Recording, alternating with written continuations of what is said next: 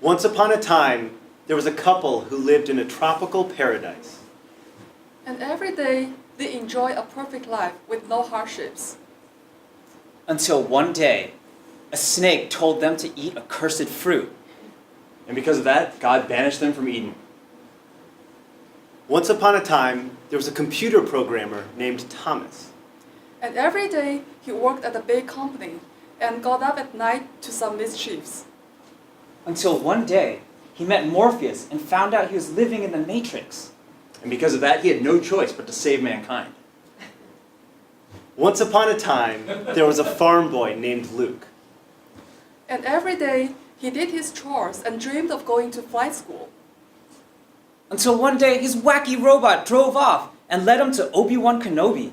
And because of that, he became a Jedi Knight. Today, we're going to tell you why you want me in your next presentation, that element of drama.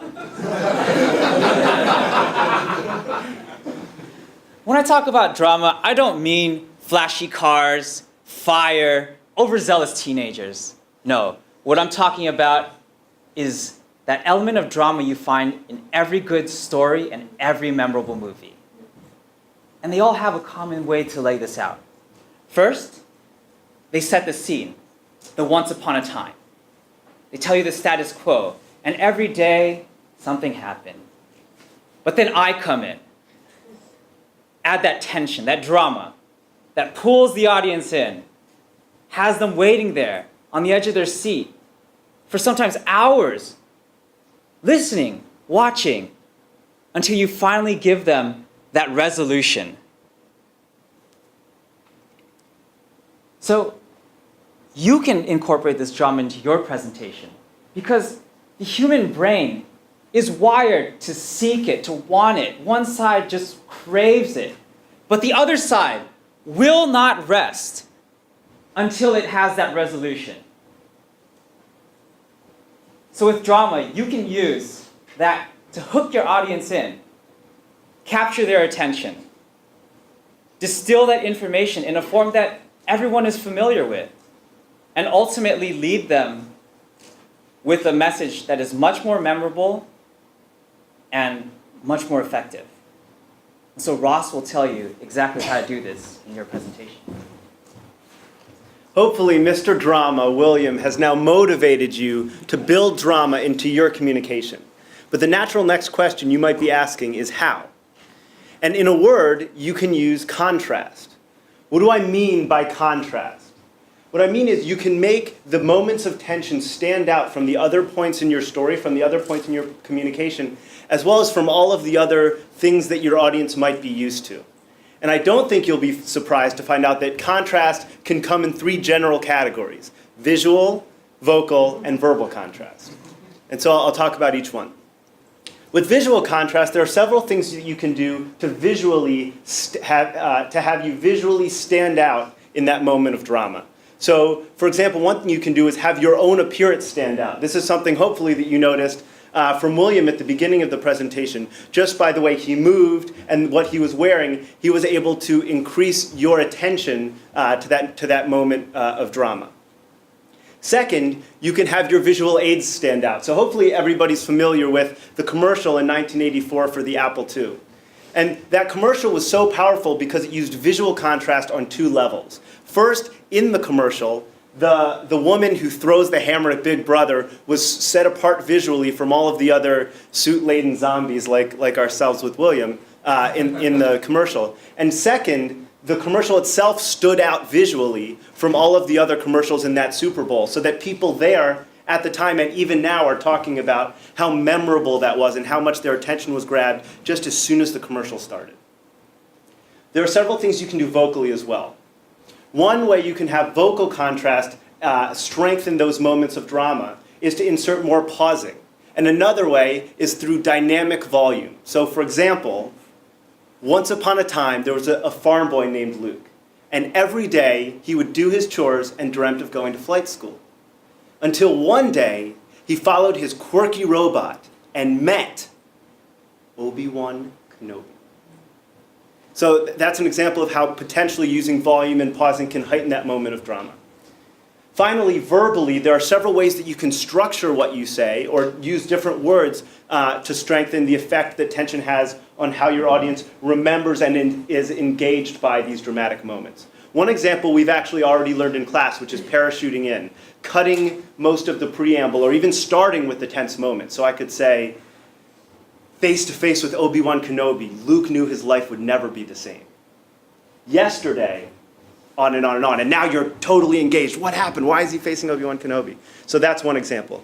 Another example, actually Lewis helped to show us a few months ago when we were working with Ken. This is for cohort B. He was talking about this friend who had been with him through all of these struggles. And he talked about this struggle and how the friend had been with him, and that struggle and how the friend had been with him. And only at the end did he tell us the friend was video games. And so that's an example of a delayed reveal where we were engaged, and we still remember that because that moment of tension was delayed and delayed until the end. Now Bryce will help show us how he's making this work with a real problem he's facing right now. So this is not a drill. This is an actual pitch for my own startup. This is something that I'm working on right now. It's near and dear to me, and it's not an exaggeration to say it's life or death that this pitch is memorable, influential, and persuasive. And I'm going to give you two different versions of the pitch. The first one is just going to focus on the facts. I'm going to tell you about the company and what it does. The second version, I'm going to take roughly the same information, and I'm going to try to introduce the element of drama to it. So I'd like you as the audience to be paying attention to how the second version is different than the first version. And I'd also like to say that this isn't just something that we think is theoretically good for you. I got the feedback this morning from a professor in Startup Garage that the version of the pitch with drama was unexpected, surprising, and drew him in. So these techniques actually work, and we're getting feedback that these techniques can be influential. So I'm going to give you the fact version first. I'm Bryce Meredith. I'm a co-founder of a company called Citrine Informatics, and we do materials data. Materials are everywhere, even in your pocket. A lot of people are surprised to find out that the iPhone itself, which all of us or many of us have, is a marvel of materials technology. From the battery that powers it, to the cover glass that protects the screen from scratching, to the LEDs that light up the display. Materials are a critical component of many of the products you use every day, and at Citrine, we're making those materials better. There was nothing wrong with that pitch. It told you a lot about what we are and what our space is. But we would argue as a group here that you can take things to the next level by introducing some of the elements of drama that Ross was talking about. So here's the second version. When I show you a picture of the Apple iPhone, and I ask you to imagine what business opportunities it presents, what comes to your mind?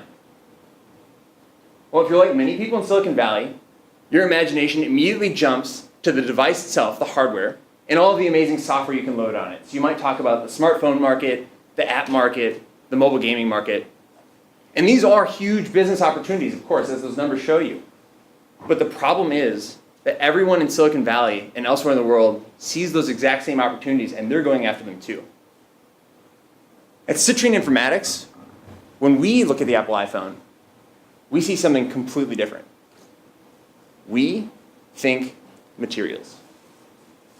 From the lithium-ion batteries that power the phones, to the cover glass that protects the screen from scratching, to the LEDs that light up the display, materials are an integral component of all kinds of technologies, and Citrine is using data to make those materials better.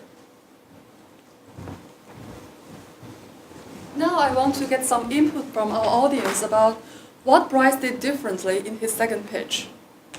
Any volunteers? Yes? I noticed that he used a dramatic pause before he introduced that they see a completely different opportunity. Yes, that's exactly right. Bryce used some pause to create some tension about his pitch. Baojia? Use the idea of contrast. Mhm. What everyone thinks and what his company thinks. Yes, that's very true. He used visual contrasts of the same iPhone from two different perspectives. So, in summary, Bryce parachuted in without preamble. He used some pauses to create tension about his speech. And also, he used the visual contrast of the same iPhone from 2 different perspectives. He also delayed the reveal of information and used a dynamic volume. Actually, you could use the same techniques and strategies in your next presentation or communication. By incorporating dramatic, visual, verbal, and virtual contrasts, as Ross described earlier, you could take advantage of how human brain is wired to seek out drama and its resolution to get your message across. Drama helps your audience to better engage, process, and memorize your story. We are asking you to use a little bit drama in your next presentation or communication. As we demonstrated early, this helps your story to resonate better